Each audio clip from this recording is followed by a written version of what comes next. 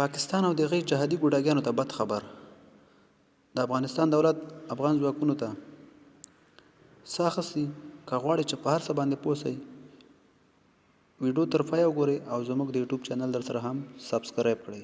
حکومت له خپلې بودیجې نه افغان ځواکونو ته په زرګونه شپني دربینونه اخیستي دي چې په دې وروستیو ورځو کې د طالبانو د سرې قطعې لخوا افغان ځواکونو ته سخت تلفات اوښتي وو.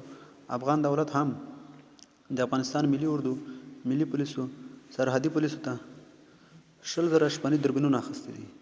یو موثقې سرچینې په دفاع وزارت کې ویلي وو چې ولسمشر محمد اشرف غني یو میاشت مخکې افغان ځواکونو ته د دربینونو اخیستلو حکم ورکړی و چې دربینونه اخیستل شوي خو د کرونا مرضي او د قرنطین له امله هېواد ته تر اوسه پورې نه دی انتقال شوي چې ډېر ژر به انتقال شي.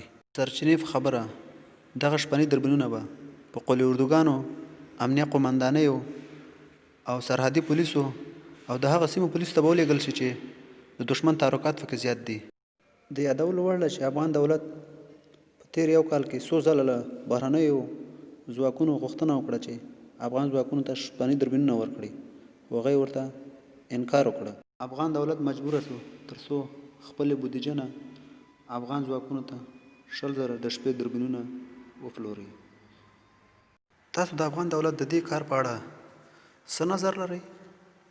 خپل نظر موږ سره په کمنټ کې شریک کړئ او پښتو ټي وي چینل در سره هم سبسکرایب کړئ. نور چې هر چېرته تاسو د خپل ځان ډېر خیال کوئ. الله مو مال شه.